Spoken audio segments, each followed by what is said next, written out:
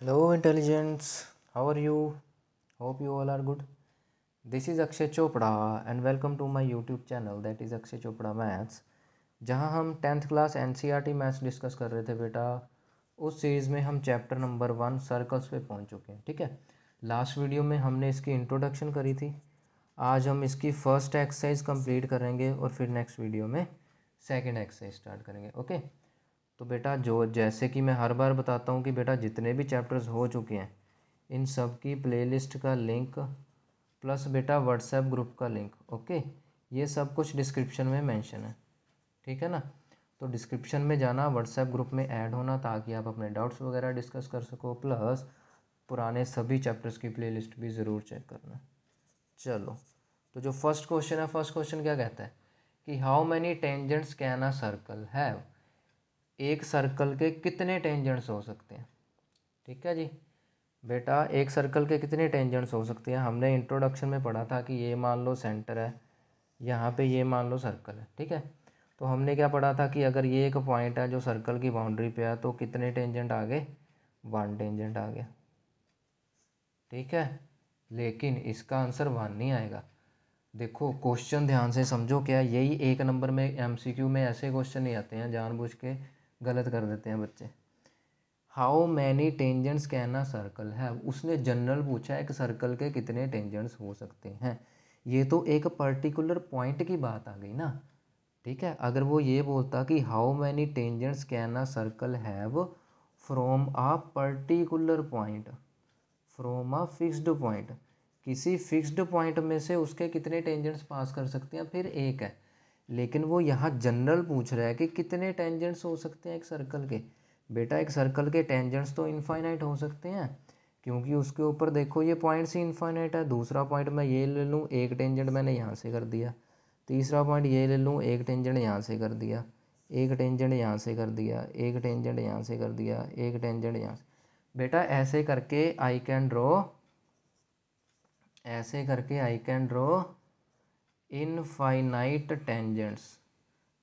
मैं कितने tangents draw कर सकता हूँ, infinite tangents to a circle. ठीक है, एक सर्कल पे मैं कितने टेंजेंट्स बना सकता हूँ बेटा, इनफाइनाइट। लेकिन अगर वो कोई एक पर्टिकुलर पॉइंट पूछ ले तो फिर हम कितने टेंजेंट्स बना सकते हैं, सिर्फ एक टेंजेंट। क्वेश्चन को समझे, क्वेश्चन की लैंग्वेज को समझे ना। मैं पहले ये चीज़ इंट्रोडक्शन में बताने लगा था लेकिन इसलिए नहीं बताई क्योंकि मैंने सोचा एक्सरसाइज में तो है ही है क्वेश्चन।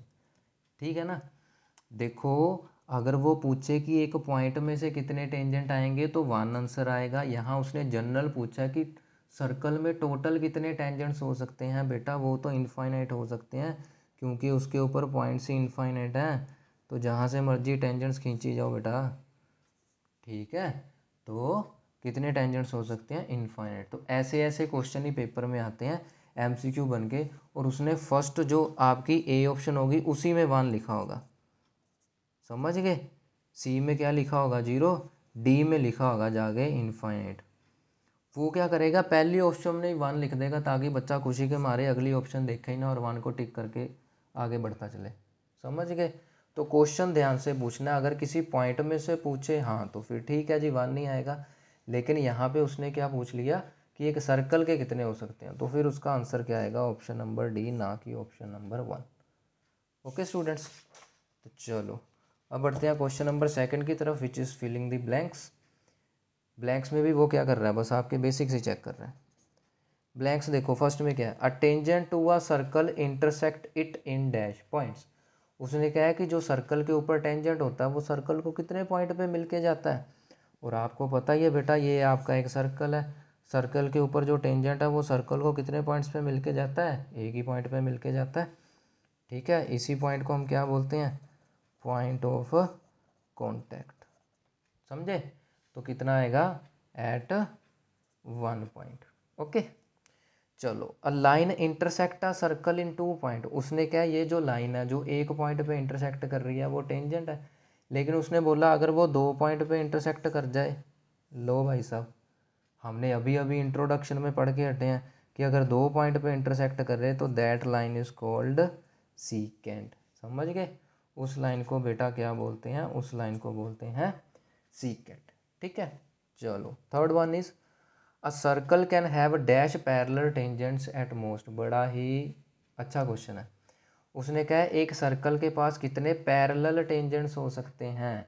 अगर सिंपल पूछता कितने टेंजेंट्स हो सकते हैं, फिर आना था infinite how many tangents. Simple उसने टेंजेंट्स पूछा है, यहाँ पे क्या पूछा, पैरेलल टेंजेंट्स। क्वेश्चन की वर्डिंग समझ लो, समझ गए।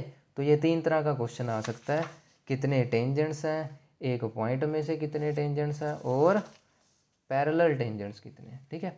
अब बेटा ये देखो, ये एक सर्कल है, तो उसमें कह रहा है कि वो एट अ टाइम कितने पैरेलल टेंजेंट्स हो सकते हैं। बेटा एक तो मान लो ये टेंजेंट है, और इसी के सामने ये वाला पॉइंट है ना, जहाँ पे ये टेंजेंट और ये टेंजेंट क्या होंगे, पैरेलल होंगे। क्योंकि बाकी अगर मैं किसी भी पॉइंट से टेंजेंट निकालूंगा तो बेटा ये पैरेलल तो रहा नहीं, ये तो आगे जाके कहीं ना कहीं मिल जाएंगे। बात को समझ गए। उसने पूछा है एक सर्कल के पास मैक्सिमम कितने पैरेलल टेंजेंट्स हो सकते हैं, तो कितने हो सकते हैं, एक इस पॉइंट से एक इस पॉइंट से, तो कितने हो सकते हैं, 2। ठीक है। Circle can have 2 parallel tangents at most. Okay. अब the common point of a tangent to a circle is called. लो जी, उसने कहा टेंजेंट और सर्कल के बीच में जो कॉमन पॉइंट है उसको क्या बोलते हैं, ये अभी तो हमने देख लिया, this is called point of contact. क्या बोलते हैं इसको, पॉइंट ऑफ कॉन्टैक्ट। समझ गए। चलिए, तो ये थी हमारी फिलिंग द ब्लैंक्स, जिसमें हमारे बेसिक्स चेक हुए थे। अब आ जाता है एक लास्ट क्वेश्चन, ठीक है, जो कि बेस्ड होगा आपकी थ्योरम 10.1 के ऊपर। ठीक है। कैसे बेस्ड है उसके ऊपर, ये देखो, बड़ा इजी, बड़ा अच्छा क्वेश्चन है। ब्लैंक्स सारी पता चल गई ना, ब्लैंक्स बड़े इंपॉर्टेंट है, उससे आपके एमसीक्यू टेस्ट होंगे, आपकी बेसिक नॉलेज टेस्ट होगी। चलिए थर्ड क्वेश्चन देखते हैं, लास्ट क्वेश्चन है वीडियो का, फिर 10.2 अगले सेक्शन में शुरू करेंगे। क्या है इसमें, a tangent P Q at a point P of a circle. लो जी, पी क्या है, सर्कल का एक पॉइंट है, डायग्राम बना लो, ये रहा एक सर्कल, ये रहा सर्कल का पॉइंट पी। समझ गए। रेडियस 5 सेंटीमीटर है। लो जी, ये मान लो इसका सेंटर है ओ, इसका ये रेडियस कितना दे रखा है बेटा, 5 centimetre. Okay. Meets a line through the centre O at the point Q.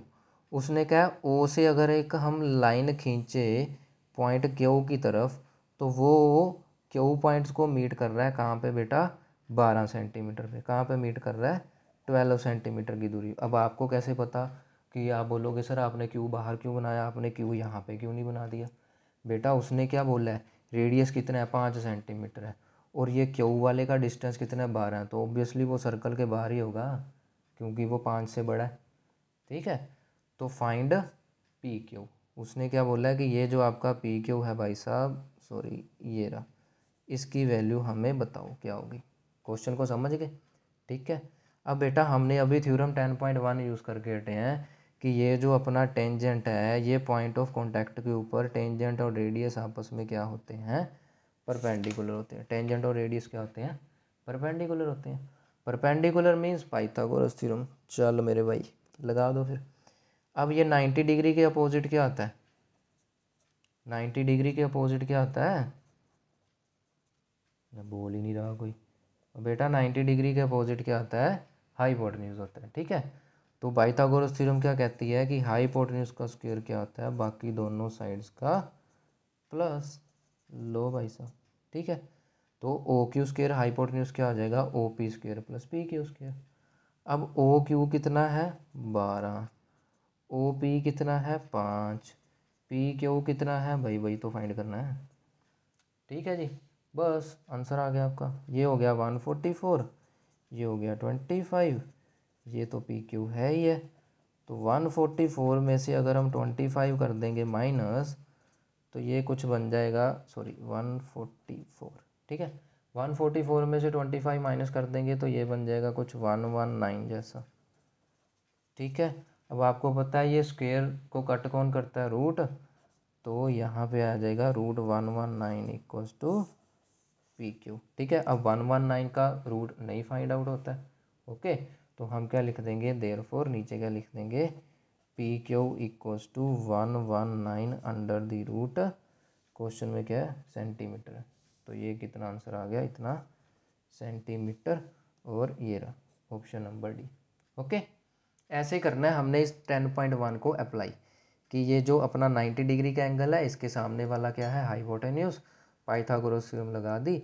अब इनमें से हमेशा ऐसे क्वेश्चन बेटा पेपर में पक्का 2 नंबर में आ जाता है थ्योरम 10.1 में से, क्योंकि सर्कल में कुछ है ही नहीं। एक 10.1 है, ठीक है, एक 10.2 है, वो बेचारा क्या करे, इन्हीं दोनों थ्योरम्स में घूमता रहेगा, ठीक है ना। तो इसी में आएगा कि ये 3 साइड्स होंगी, इन तीनों में से कोई 2 साइड्स आपको दे देगा, तीसरी आपको फाइंड करनी होगी, ठीक है। तो इस तरह के क्वेश्चन आपको 10.2 में भी देखने को मिलेंगे। तो ठीक है, बस आज के लिए बस इतना ही, मिलते हैं नेक्स्ट वीडियो में एक्सरसाइज 10.2 के साथ। Till then good bye and take care.